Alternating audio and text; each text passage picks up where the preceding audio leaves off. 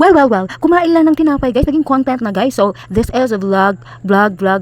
This is an ideal vlog for you guys because you know, hindi nyo alam kung ano yung content. Kumain ng tinapay, kumain ako ng tinapay, naging content na siya dahil tingnan nyo guys. Oh, super easy lang super easy lang maghanap ng content guys. Dahil kahit anong ginagawa mo sa bahay mo, i-content mo na yan. Huwag ka na mag-isip na kung ano-ano dahil syempre lahat ng ginagawa mo ay pwede mo i-content yan. Huwag ka nang malilito dyan dahil pwede mo i-content yan. Lahat ng ginagawa mo kahit nagtutulala ka pa dyan sa mga problema mo, okay lang yan. Maging content din yan. Ano ba? Kaya sobrang sarap ng tinapay ko guys. Kaya huwag niyo pansinin yung ilo ko, yung kilikili ko guys. Nakita sa first video. Nakita sa first seconds ng video na to. Huwag niyo pansinin yung ilo ko, yung kilikili ko. Okay lang. I-bash niyo ko guys kung ano yung nakikita niyo sa ilo or kilikili ko guys.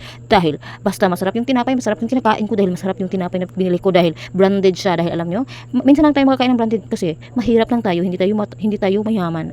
Rich. Hindi tayo rich. Ito lang ang dinner ko ngayon guys. Alam niyo ba? Ito lang ang dinner ko ngayon. Hindi ko alam kung diet ba to or mas masahol pa sa diet. Pero hindi ko alam kasi nagugutom kasi ako guys. Kaya next time na yung diet kasi yung tinapay talaga guys ay makakataba talaga siya. Hindi mo pigilan yung katawan mo. Tatabak talaga kapag tinapay yung kinain mo. Basta wala akong pakialam dahil sobrang sarap na kinain ko. Tingnan niyo, nakukulangan pa nga ako. Kumuha pa nga ako. Tingnan niyo, oh, sobrang sarap kasi dahil meron siyang chocolate flavor. Kaya ano pang hinihintay niyo guys? This is content idea vlog. So binibigyan ko kayo ng idea kung ano yung i-content niyo. Dahil tingnan niyo, simpleng bagay lang ay pwede mo na i-content guys. Huwag mo nang lisulisurin yung sarili mo. Huwag ka nang mag-isip ng mga lisod-lisod or mga bagay-bagay na hindi mo kayang gawin. Gusto mong kumain ng apoy?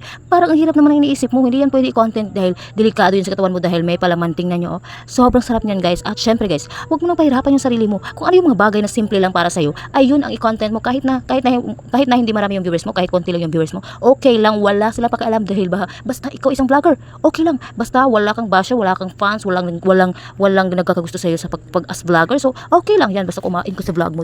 Importante ay masaya ka sa ginagawa mo. Wala sila pakialam kung nagagalit sila sa mga upload mo na video at wala kang pakialam sa kanila. Wala kayong pakialam kaya gawin mo kung ano yung gusto mong gawin dahil lahat ng gagawin ko ay i-content ko dahil hindi ako artista. Dahil ayaw ko pahirapan yung sarili ko kung ano yung content ko. Lahat ng gagawin ko ay i-content ko talaga. Kaya ito ng idea mo. Sundin mo yung mga ginagawa ko para meron ka ring content sa mga vlog mo. Dahil wag kang mahihiya dahil dapat content ka, hindi ka dapat mahihiya kung content creator ka. Kapag nahihiya ka talaga guys, pwede ka naman mag-voice over like me. Dahil ganyan naman, hindi naman nakakahiya kumain lang tinapay, mahihiya ka pa doon. Diba? So, ano pa hinihintay mo? Mag-vlog na kayo dyan, okay?